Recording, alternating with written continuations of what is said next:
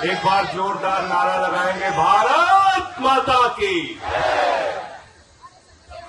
यार उपवास पे बैठे हो, ऐसे आवाज लगाओगे तो भाई देख रहे होंगे, कह रहे हैं थोड़ा कमजोरी आ गई क्या।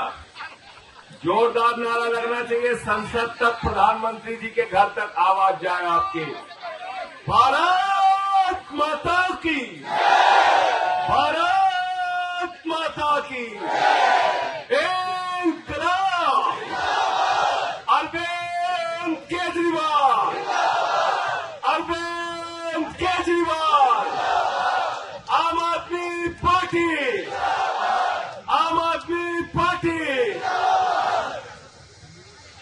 मंच पर आसीन दिल्ली विधानसभा के माननीय अध्यक्ष आदरणीय रामनिवास जी, पार्टी के प्रदेश के अध्यक्ष, दिल्ली सरकार के मंत्री गोपाल राय जी, पार्टी के राष्ट्रीय संगठन मंत्री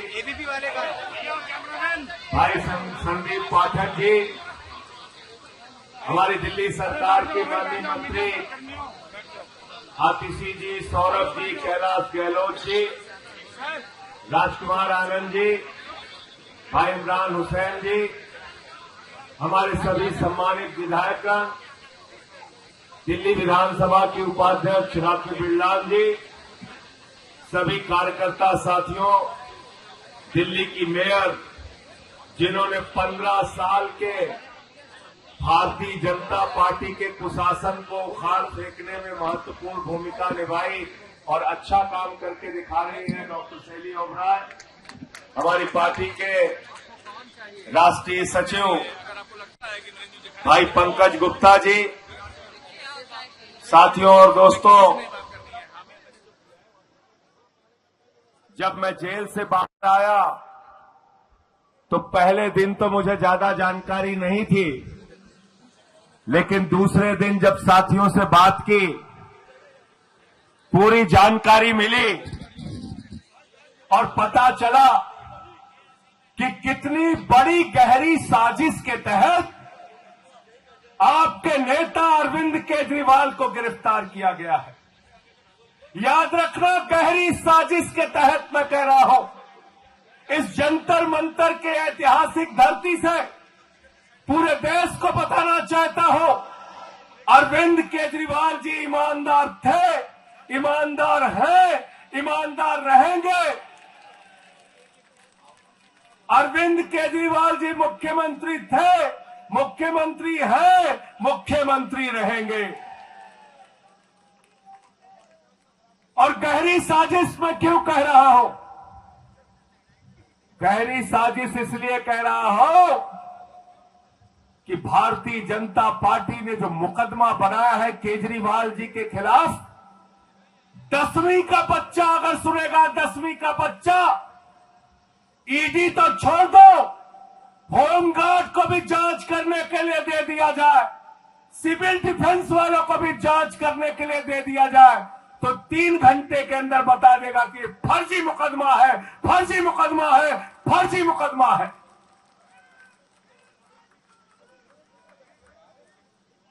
जरा ध्यान से सुनना और कार्यकर्ता साथियों, इसको घर घर में पहुंचाओ।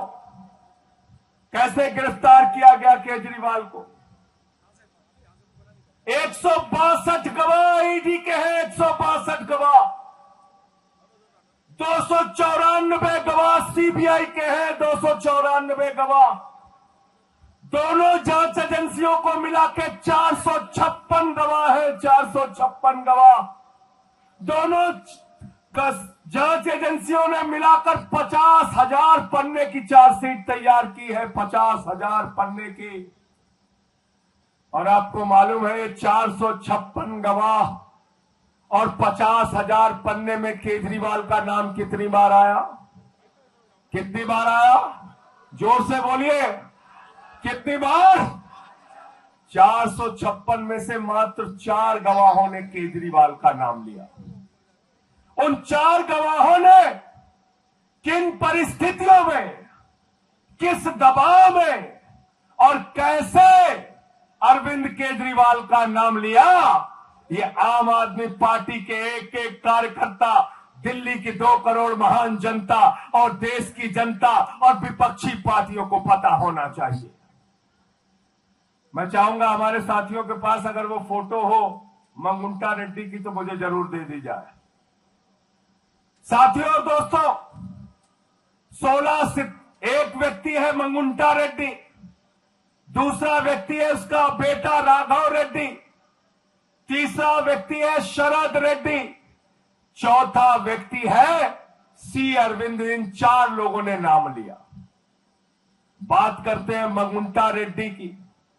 मंगुंटा रेड्डी के घर 16 सितंबर 2022 को ईडी छापेमारी करती है। कहते केजरीवाल से क्या मिले थे आप? उसने कहा हाँ मिले थे। क्यों मिले थे? अपने चैरिटेबल ट्रस्ट के लिए जमीन चाहिए थी। उसके बयान लिए गए।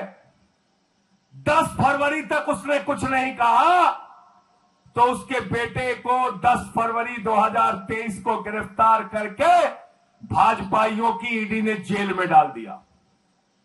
उसके बेटे से पूछा केजरीवाल का नाम ले, पहली बार कहा नहीं लेंगे, दूसरी बार कहा नाम ले, उसने कहा साहब नहीं लेंगे, तीसरी बार कहा नाम ले, उसने कहा साहब केजरीवाल ने कुछ किया ही नहीं तो कैसे नाम ले, चौथी बार कहा नाम ले, उसने कहा साहब केजरीवाल से कोई मतलब नहीं तो कैसे नाम ले, पांचवी बार कहा नाम ले, नहीं लेंगे, 6वीं बार कहा नाम ले, उसने कहा नहीं लेंगे, 6 बार नाम लिया, 5 महीने की जेल बीत गई तो बोले जिंदगी भर जेल में सड़ेगा अगर केजरीवाल का नाम नहीं लेगा।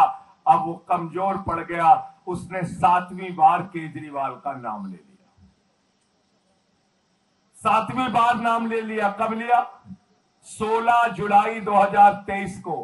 16 जुलाई 2023 को जैसे ही उसने नाम लिया अरविंद केजरीवाल को, 18 जुलाई 2023 को ईडी वालों ने कहा बेटा अब कोई दिक्कत नहीं, जमानत पे छूटो, घर जाओ। समझ गए? समझ गए मुकदमा?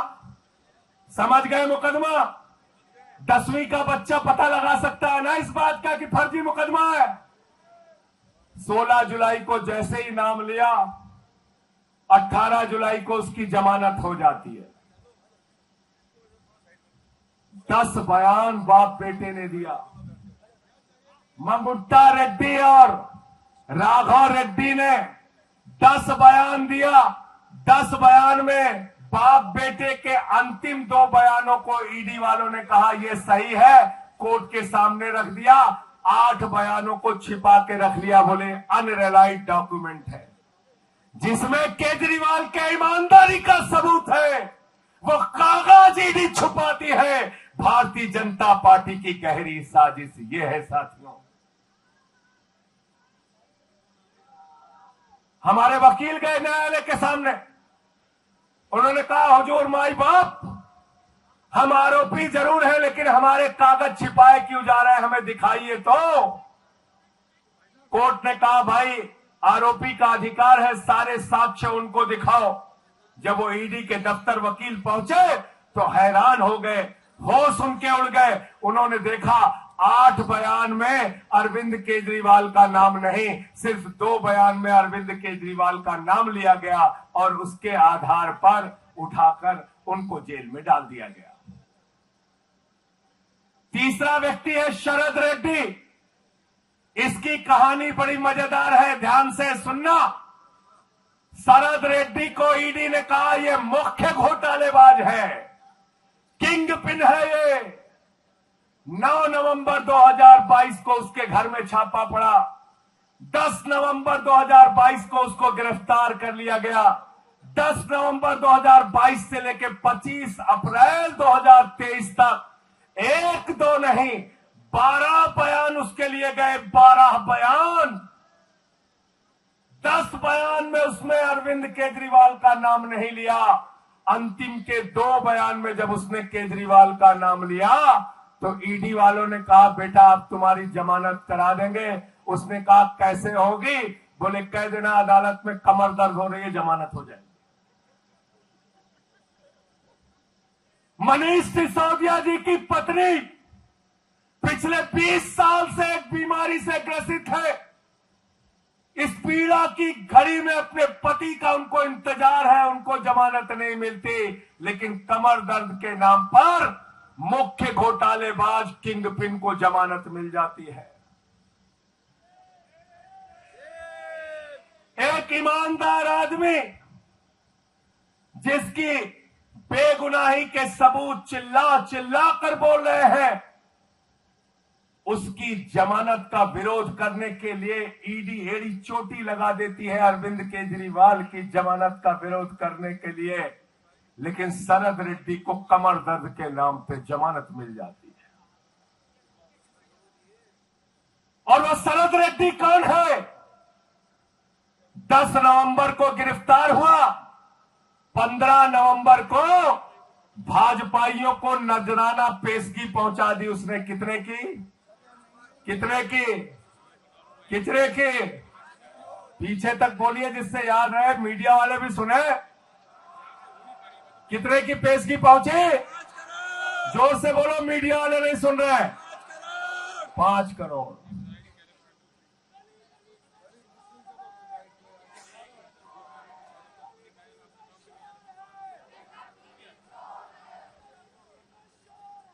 बीजेपी चोर है,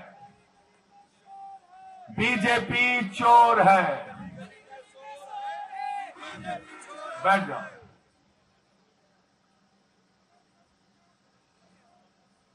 $5 करोड़ रुपए दिया और उस शरद रेड्डी ने गिरफ्तारी से लेकर रिहाई तक 55 करोड़ रुपए की रिश्वत दी भाजपाइयों को। 55 करोड़ की।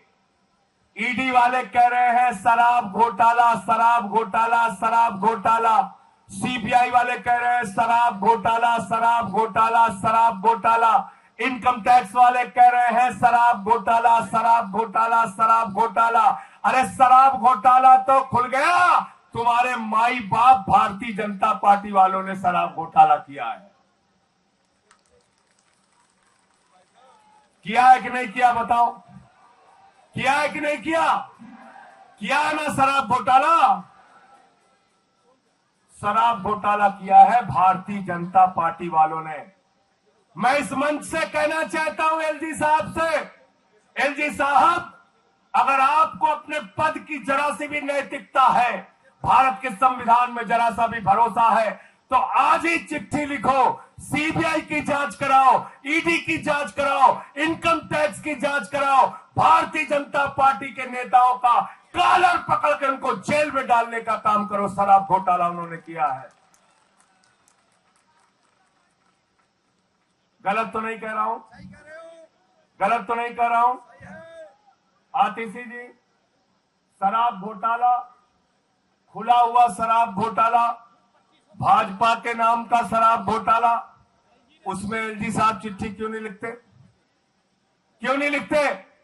मैं अपने सभी मंत्रियों से, विधायकों से अनुरोध करूंगा कि बीजेपी के शराब घोटाले पर जांच के लिए ये 55 करोड़ की मनी ट्रेल जो मिली है, इस पर बीजेपी के नेताओं से पूछताछ की जाए, गिरफ्तारी की जाए। इसकी मांग देश की सरकार से, एलजी से, राष्ट्रपति से हम सबको मिलकर करनी चाहिए। गोपाल भाई गलत कह रहा हूं? बिल्कुल होनी चाहिए। इनकी गिरफ्तारी करो, जेल में डालो। कहते हैं भाजपाइयों का तो हाल हो गया है, चोरी भी और सीना जोरी भी। भ्रष्टाचार के खिलाफ भाजपाई बोलते हैं, भ्रष्टाचार के खिलाफ भाजपा वाले बोलते हैं। जिन्होंने 15 लाख करोड़ रुपए पूंजीपतियों का माफ कर दिया, वो भाजपा वाले बोलते हैं। जिन्होंने नोटबंदी का घोटाला किया, जिसने हिंडनबर्ग के घोटाले को बचाने का काम किया, जिसने देश की सारी संपत्ति एक आदमी के नाम पर नीलाम कर दिया और देश भर के सारे बड़े भ्रष्टाचारियों को चुन चुन कर, माला पहना के, पैर छूकर भारतीय जनता पार्टी में शामिल कर लिया। ऐसी भ्रष्टाचारी पार्टी भ्रष्टाचार के खिलाफ बोलती है। आजादी के बाद से लेकर आज तक हिंदुस्तान की धरती पर भ्रष्टतम पार्टी अगर कोई है, सबसे भ्रष्ट पार्टी अगर कोई है, तो उस पार्टी का नाम है भारतीय जनता पार्टी। वो पीछे से कह रहे हैं बंगारू जनता पार्टी, याद हो गया। ताली बजाओ इनके लिए। इनको याद हो गया नाम जो मैंने पहले दिन बताया था, बंगारू जनता पार्टी। बंगारू लक्ष्मण राष्ट्रीय अध्यक्ष था बीजेपी का। रक्षा सौदे में रिश्वत लेते हुए कैमरे के सामने पकड़ा गया। 4 साल की सजा हुई थी।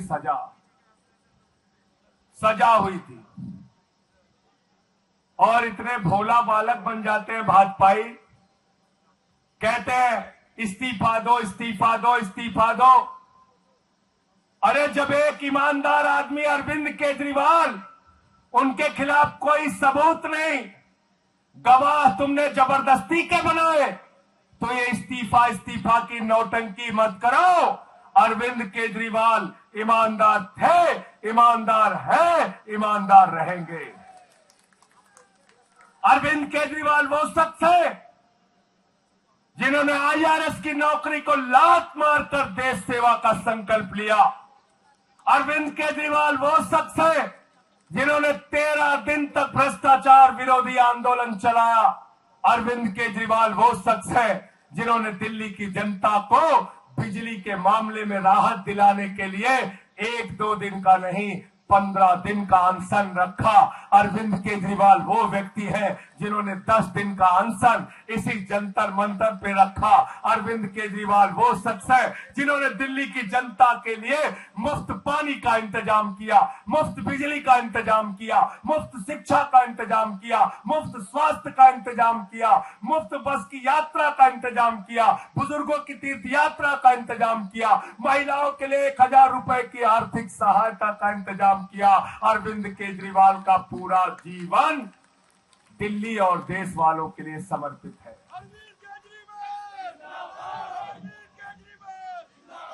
और ऐसे आदमी को आप पकड़ के जेल में डाल दिए। अफसोस होता है, तकलीफ होती है, पीड़ा होती है कि आपने ऐसे शख्स को पकड़ के जेल में डाल दिया। मैं जेल से छूटने के बाद भाभी से मिलने गया था। पहली बार उनकी आंख में आंसू दिखे। मैं आम आदमी पार्टी के कार्यकर्ताओं से कहना चाहता हूं, उस आंसू का बदला आपको लेना है। मैं आपसे कहना चाहता हूं, दिल्ली के लोगों के बीच में जाओ, देश के लोगों के बीच में जाओ, उस आंसू का बदला आपको लेना है। ये 400 पार के नौटंकी के नारों के चक्कर में मत पड़ो, इसका कोई हकीकत नहीं है। मीडिया वाले कह रहे थे मोदी जी ने 400 पार का नारा दिया। हमने कहा सिर्फ 400 पार का नारा क्यों नहीं 600 पार का नारा दिया। भाजपा वाले 600 पार का भी नारा दे सकते हैं। भाजपा वाला कह सकते हैं कुछ सीट पाकिस्तान से आएगी, कुछ बांग्लादेश से आएगी, कुछ श्रीलंका से आएगी, कुछ अफगानिस्तान से आएगी। तो 700 पार का भी नारा दे सकते हैं। क्या नारा दिया था दिल्ली में? गोपाल जी याद है आपको? 45 पार। कितना नारा दिया था बीजेपी वालों ने?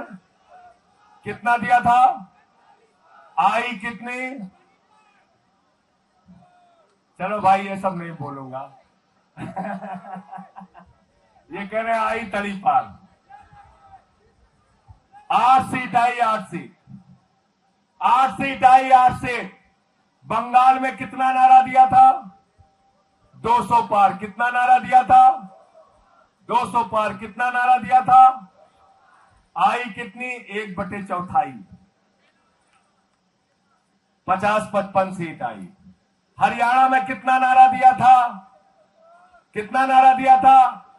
75 पार। आई कितनी? 40 सीट। मेघालय या मिजोरम कौन सा अभी मुझे चुनाव बता रहे थे, वहां नारा दिया था 21 पार, वहां आई 1 सीट। कितनी आई? 1 सीट। जब 21 पार का नारा देते हो आती है 21, 1।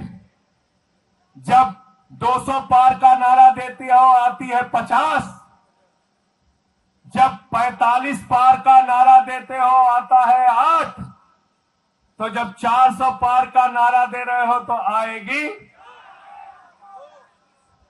4। थोड़ा कम बोल रहे हो तुम लोग, इतने 4 थोड़ा है 40। तोमर जी कह रहे 40 आएगी, 40 मान लें। चलो बहुत ताकत लगाएंगे, 100 आ जाएगी। इन जुमलों में मत फंसना, इन जुमलों के चक्कर में मत फंसना, मैं आपसे कहना चाहता हूं। बैठ जाओ बैठ जाओ। और एक चीज बताओ, इतने दिन से मीडिया वाले पत्रकारिता का कवरेज कर रहे हैं, बहुत सारे नेताओं को इन्होंने देखा है। रामनिवास गोयल जी हमारे बड़े वरिष्ठ नेता हैं, इन्होंने भी बहुत सारे नेताओं को देखा है। रामनिवास जी जरा मुझे बताइए, हिंदुस्तान का कोई नेता अगर 400 पार सीट का नारा देकर उसके मन में विश्वास है कि 400 सीट आएगी, तो कभी वो मुख्यमंत्री को गिरफ्तार करेगा क्या? करेगा क्या? करेगा क्या? कभी वो कांग्रेस पार्टी का खाता सीज करेगा क्या? कभी वो झारखंड के मुख्यमंत्री को गिरफ्तार करेगा क्या? भैया 400 पार का जिसका नारा होता है और उसको यकीन होता है कि हमारी सरकार बन रही है, वो ऐसे हथकंडे नहीं अपनाता। इसलिए मोदी जी हार रहे हैं और 2024 में वापस जा रहे हैं।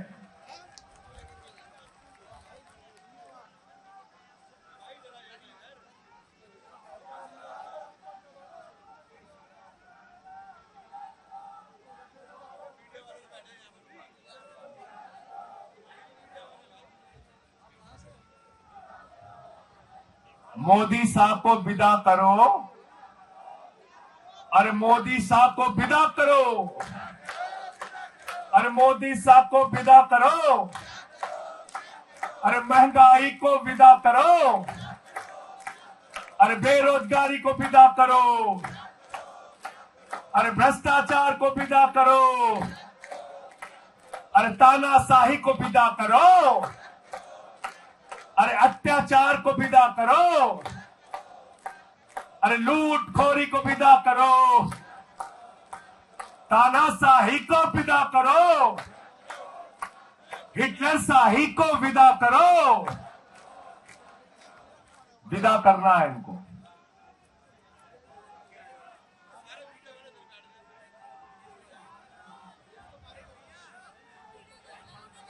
ये तोमर जी याद दिला दिया कुछ इन्होंने, जो जो भूलता जाऊं याद कराते जाइएगा।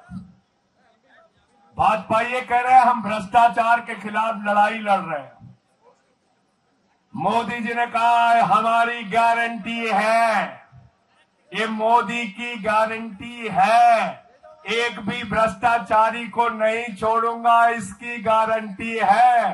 पूरब से लेके पश्चिम तक, उत्तर से लेके दक्षिण तक, एक एक भ्रष्टाचारी को बीजेपी में शामिल करूंगा, ये मोदी की गारंटी है। क्यों मुकेश गोयल जी, गारंटी है नहीं है? अजीत पवार को 70,000 करोड़ रुपए का घोटाला करने के बाद बीजेपी में शामिल करूंगा, मोदी जी की गारंटी। जोर से बोलो यार, खा के नहीं आए हो क्या? अरे उपवास पे तो हम भी हैं भाई।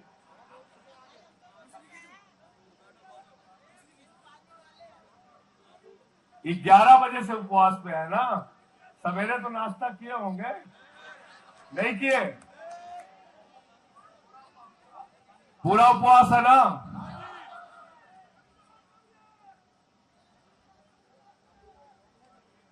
छगन भुजबल भ्रष्टाचारी है, उसके भ्रष्टाचार को पहले उठाएंगे, फिर उसको बीजेपी में शामिल करेंगे।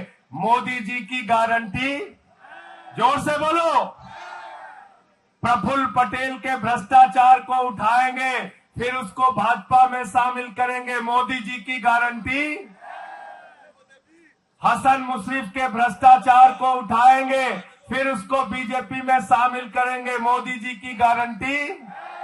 शिंदे के भ्रष्टाचार को उठाएंगे, फिर बीजेपी में शामिल करेंगे, मोदी जी की गारंटी। नवीन जिंदल के भ्रष्टाचार को उठाएंगे, फिर उसको बीजेपी में शामिल करेंगे, मोदी जी की गारंटी। नारायण राणे के भ्रष्टाचार को उठाएंगे, फिर बीजेपी में शामिल करेंगे, मोदी जी की गारंटी। आदर्श घोटाला उठाएंगे, फिर उसको बीजेपी में शामिल करेंगे, मोदी जी की गारंटी। वाटर घोटाला उठाएंगे, फिर हेमंत बिस्व शर्मा को शामिल करेंगे, मोदी जी की गारंटी। मुकुल राय का शारदा घोटाला, नारदा घोटाला उठाएंगे, फिर बीजेपी में शामिल करेंगे, मोदी जी की गारंटी। शुभेंदु अधिकारी का शारदा नारदा घोटाला उठाएंगे, फिर उसको बीजेपी में शामिल करेंगे, मोदी जी की गारंटी। जनार्दन रेड्डी का भ्रष्टाचार का हजारों करोड़ का मामला उठाएंगे, फिर उसको बीजेपी में शामिल करेंगे, नरेंद्र मोदी जी की गारंटी। तो ये मोदी की गारंटी, मोदी की गारंटी, एक एक भ्रष्टाचारी को बीजेपी में शामिल करने की गारंटी। मधु कोड़ा के भ्रष्टाचार को, यह नाम याद दिला रहे यार, बड़े हिम्मत, वाह भाई वाह, ऐसे कार्यकर्ता होने चाहिए। देखो अपडेट रखते हैं। मधु कोड़ा के भ्रष्टाचार को उठाएंगे, गीता कोड़ा के भ्रष्टाचार को उठाएंगे, फिर उसको बीजेपी में शामिल करेंगे, मोदी जी की गारंटी। सीता सोरेन के भ्रष्टाचार को उठाएंगे, फिर उसको बीजेपी में शामिल करेंगे, मोदी जी की गारंटी। तपस राय के भ्रष्टाचार को उठाएंगे, फिर उसको बीजेपी में शामिल करेंगे, मोदी जी की गारंटी। छगन भुजबल के भ्रष्टाचार को उठाएंगे, फिर उसको बीजेपी में शामिल करेंगे, मोदी जी की गारंटी। अच्छा, छगन भुजबल भूल गया था क्या? मैं इतने भ्रष्टाचारी है, नाम भूल जाता है। प्रफुल्ल पटेल के भ्रष्टाचार को उठाएंगे, फिर उसको बीजेपी में शामिल करेंगे, मोदी जी की गारंटी।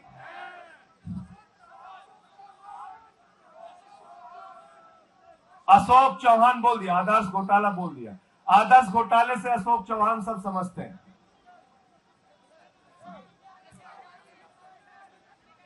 मीडिया वाले मुझसे उस दिन काफी नाराज हो गए थे, बोले संजय सिंह जी आप कभी कभी बड़ा सख्त बोल जाते हैं। मैंने कहा क्या?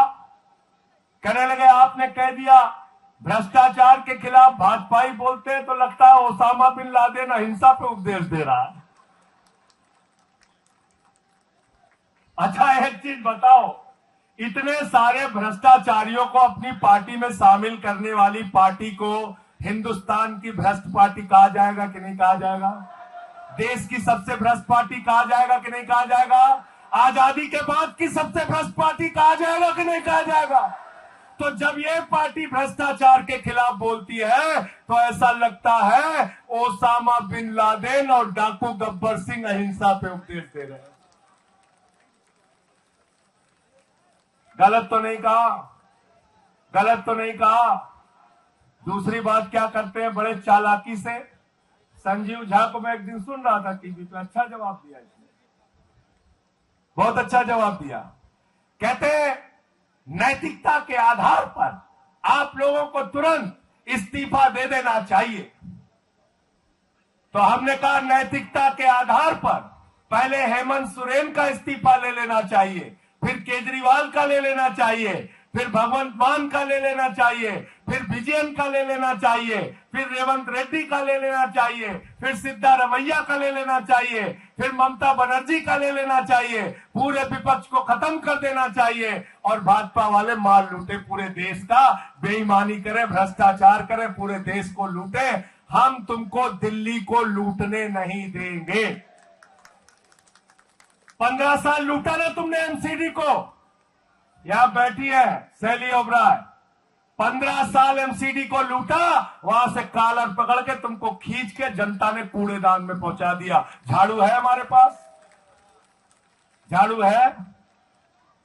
तो तुम चाहते हो ममता बनर्जी हट जाए, तुम बंगाल लूटो, भगवंत मान हट जाए, पंजाब लूटो, केरल में विजयन हट जाए, तुम केरला लूटो।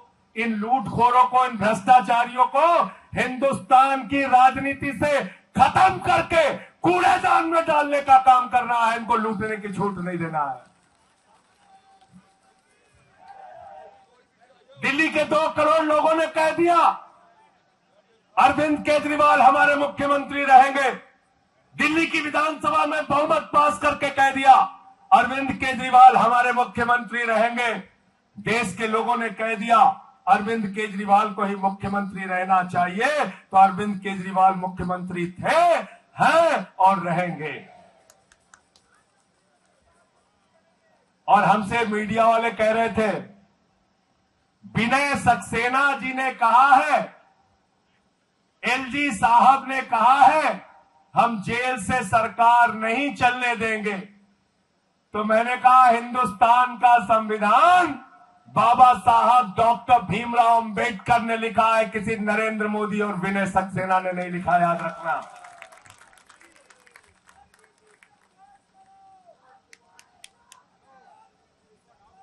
दिखा हमको कहा भारत के संविधान में लिखा है कि झूठे मुकदमे लगा के एक ईमानदार मुख्यमंत्री को अगर तुम जेल में डाल दोगे तो उसको इस्तीफा देना पड़ेगा। आज मैं तुमको बताता हूं कहानी, ध्यान से सुनना। क्या कहते हैं, आपके नेता 1 साल से जेल में है, उनको जमानत नहीं मिल रही। आपके नेता इतने महीने से जेल में है, उनको जमानत नहीं मिल रही। तो आज के बाद जब टीवी पे हमारा प्रवक्ता जाए, भाजपा के बीच में जाए, तो उनसे पूछना अटल बिहारी वाजपेयी जी 19 महीने देश की जेल में रहे, उनको जमानत नहीं मिली। लाल कृष्ण आडवाणी जी 19 महीने देश की जेल में रहे, उनको जमानत नहीं मिली। रविशंकर प्रसाद जी 19 महीने देश की जेल में रहे, उनको जमानत नहीं मिली। अरुण जेटली जी 19 महीने देश की जेल में रहे, उनको जमानत नहीं मिली। अमित शाह जी 3 महीने जेल में रहे और 2 साल गुजरात के बाहर रहे। वो शब्द मैं इस्तेमाल नहीं करना चाहता।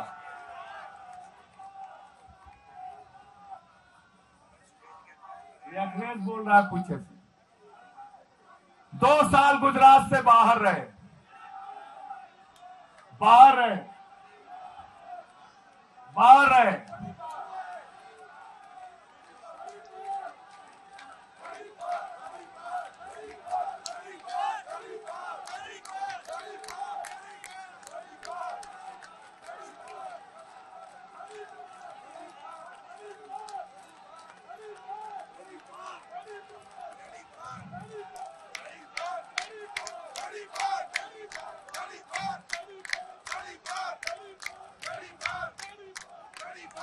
रहे कि नहीं रहे? न्याय कितने साल में मिला उनको? 5 साल के बाद 2015 में जब उनकी सरकार हो गई तब वो बरी हुए। 5 साल तक मुकदमा चला, 2010 से लेकर 2015 तक। अटल बिहारी वाजपेयी जिनका हम सब सम्मान करते हैं, वो 19 महीने जेल में रहे, देश के प्रधानमंत्री बने।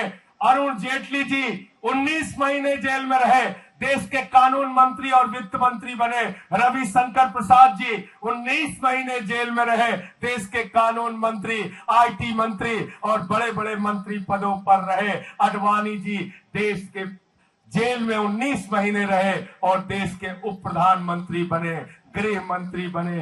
भारत रत्न से उनको नवाजा गया।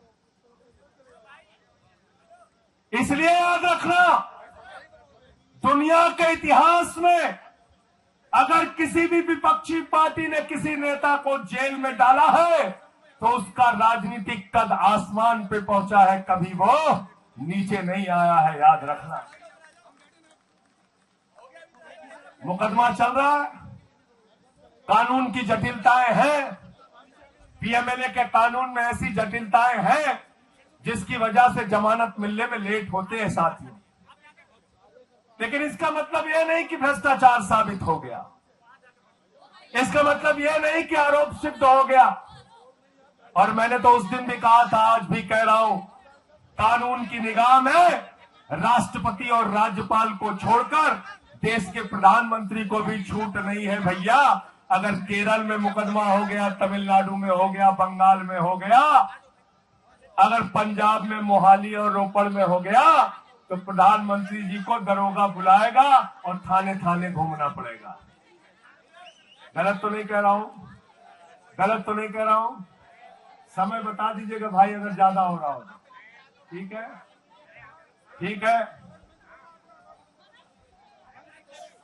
साथियों और दोस्तों, मैं आप सबसे यही कहना चाहता हूं, ये बड़ी लड़ाई है और इस बड़ी लड़ाई के अंदर एक महाभ्रष्ट पार्टी भारतीय जनता पार्टी आपके सामने है।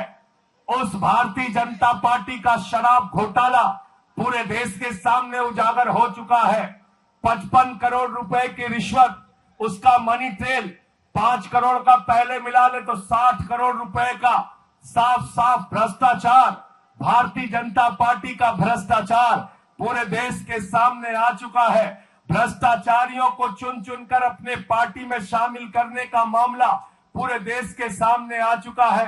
अग्निवीर जैसी योजना हो, महंगाई हो, पूंजीपतियों का 15 लाख करोड़ रुपए माफ करना हो, या 750 किसानों की शहादत हो, या हिंदुस्तान के लोकप्रिय मुख्यमंत्री अरविंद केजरीवाल की गिरफ्तारी का मामला हो, एक एक चीज का बदला इनसे लेना है, एक एक चीज का हिसाब इनसे लेना है। और अगर हिसाब लेना चाहते हो तो 4 गुना ताकत से काम करना, लोगों के बीच में जाना और सच्चाई बताना, लोगों के बीच में जाकर 2024 में इस सरकार को उखाड़ कर फेंकना है, इस संकल्प को मजबूत करना, जाना और बताना किस तरह से आपके नेता अरविंद केजरीवाल को फंसाया गया है, कैसे उनके ऊपर झूठे मुकदमे लगाए गए हैं। 20,000 पन्ने तो छिपा के रखे हैं ईडी ने, 20,000 पन्ने।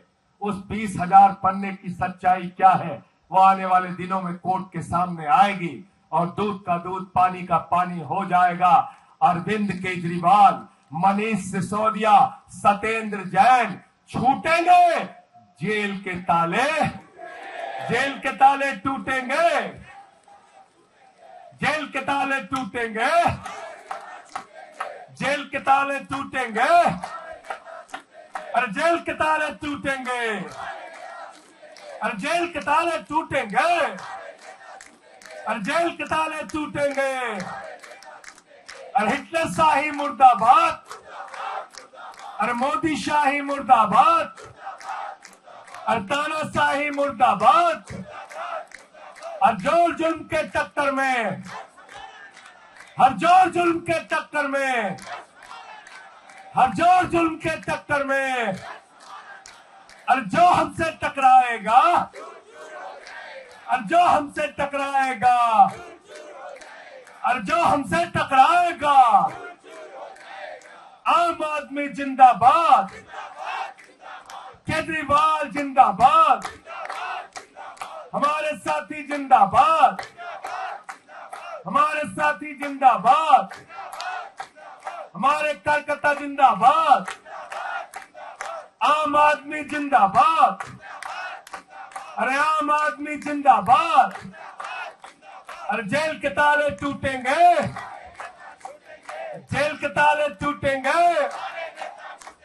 लड़ेंगे, लड़ेंगे, लड़ेंगे, लड़ेंगे, लड़ेंगे, अरे लड़ेंगे, अरे लड़ेंगे, अरे लड़ेंगे, लड़ेंगे।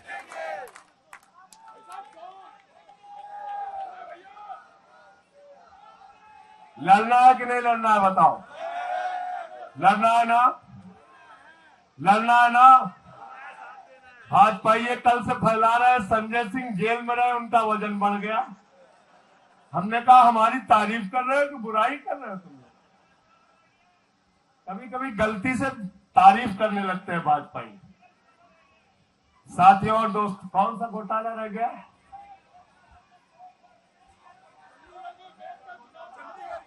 चंडीगढ़ घोटाला रह गया। जर्नल देख लो, तुम्हारी गलती है, तुम्हारी गलती है। तुम चंडीगढ़ का काम देख रहे थे, तुम्हारा और बोले नहीं। तुम देखो वहां से कार्यकर्ता बोल रहा है, उसके लिए आप ताली बजाइए, आप ताली बजाइए। बहुत अच्छा याद दिलाया। कह रहे हैं केजरीवाल इस्तीफा दे दे। हमने कहा बेईमानो, 1 साल से मणिपुर जल रहा है। कारगिल के योद्धा, भारत माता के लिए लड़ने वाले जवान की पत्नी को निवस्त करके मणिपुर में घुमाया गया। उस कारगिल के योद्धा ने कहा, मैंने भारत माता की तो रक्षा की, अपनी पत्नी की रक्षा नहीं कर पाया। महिलाओं को निवस्त करके घुमाया गया मणिपुर में, दंगे हुए, फसाद हुए, हजारों लोगों की जान गई।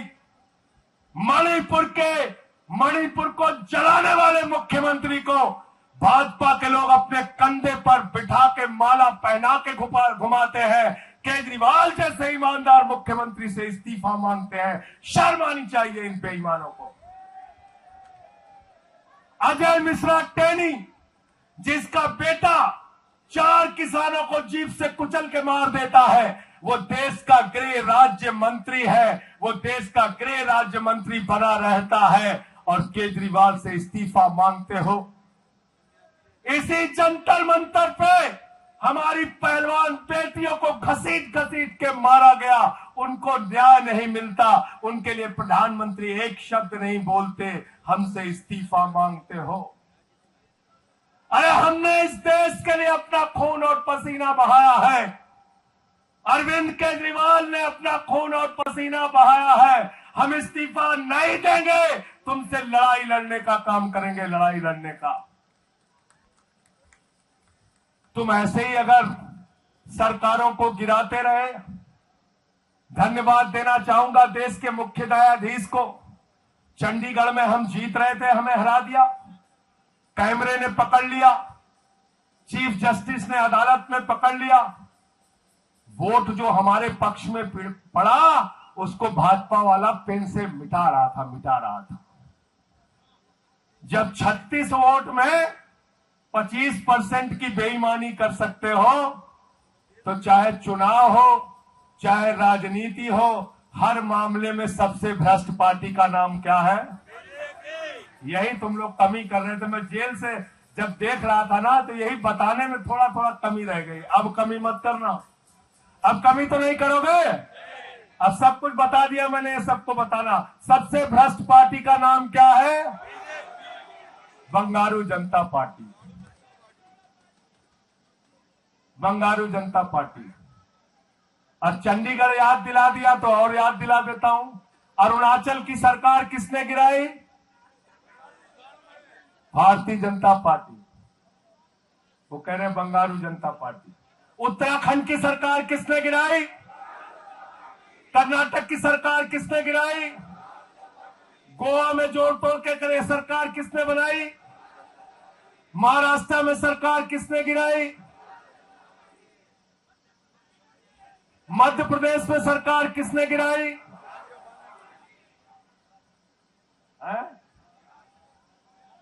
बिहार की सरकार किसने गिराई?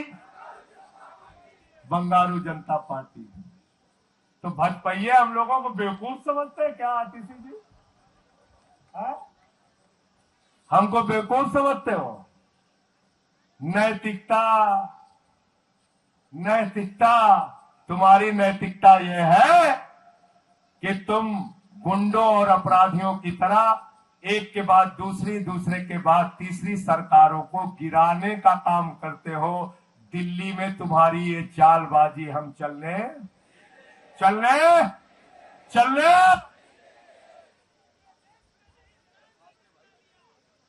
पंजाब में तुम्हारी ये चालबाजी हम चलने, जहां 2 सरकारें वहां तो बिल्कुल नहीं चलने देंगे। और पूरे देश में जहां जहां नौटंकी करोगे, हम तुम्हारे खिलाफ लड़ेंगे। अंत में एक वादा आपसे लेकर अपनी बात को खत्म करूंगा, और पीछे तक हाथ उठना चाहिए। जहां 23 सीट पर आम आदमी पार्टी चुनाव लड़ रही है, तन मन धन से चुनाव तक दिन रात उन इलाकों में जाकर मेहनत करोगे कि नहीं करोगे? करोगे कि नहीं करोगे? पार्टी को जिताने का काम करोगे कि नहीं करोगे? पूरे देश में जहां जहां इंडिया गठबंधन लड़ रहा है, चाहे वो कांग्रेस पार्टी का हो, समाजवादी पार्टी का हो, जो जी इंडिया गठबंधन की पार्टियां हैं, जहां जहां इंडिया गठबंधन का कैंडिडेट लड़ रहा है, आम आदमी पार्टी का कैंडिडेट नहीं है, वहां भी 4 गुना ज्यादा मेहनत से, दिन रात मेहनत करके उन इंडिया गठबंधन के प्रत्याशियों को जिताने का काम करोगे कि नहीं करोगे? पीछे से बोलिए, जोर से, जोर से। इंडिया गठबंधन की सरकार 2024 में बनाना है और इन बेईमानों को देश की सत्ता से हटाना है। अंतिम एक बात याद रखना, मैंने वहां भी कहा था, आज भी कह रहा हूं, केजरीवाल जीतेंगे, इंडिया गठबंधन जीतेगा तो आपके बच्चों को अच्छी शिक्षा मिलेगी और उनके चेहरे पर मुस्कान होगी, अच्छे अस्पताल बनेंगे, स्कूल बनेंगे, माताओं बहनों के लिए राहत मिलेगी। और अगर भाजपा ही जीत गए तो क्या देंगे आपको? क्या देंगे? नीरज याद है क्या देंगे आपको? क्या देंगे? यूपी क्या देंगे? भूल गए, भूल गए आप लोग। बताएं क्या देंगे? चलो बता देते हैं। हमारे 4 लोकसभा के प्रत्याशी भी यहाँ पे हैं। मैं चाहूंगा पहले उनका परिचय करा दूं। महाबल मिश्रा जी हैं, कुलदीप भाई हैं हमारे, सोमनाथ भारती जी, सोमनाथ भारती जी हैं, सही राम पहलवान जी, सही राम जी। इन सारे साथियों के लिए ताली बजाइए और इनको जिताने के लिए जुट जाइएगा आज ही से। अगर केजरीवाल जी के सच्चे सिपाही हो तो ये 4 की 4 ये सीट और 3 जो कांग्रेस के खाते में गई है वो 7 की 7 सीटें आम आदमी पार्टी को जीतना है, कांग्रेस को जीतना है, इंडिया गठबंधन को जीतना है दिल्ली में, और जैसा मैंने बताया देश में वैसे ही काम करना।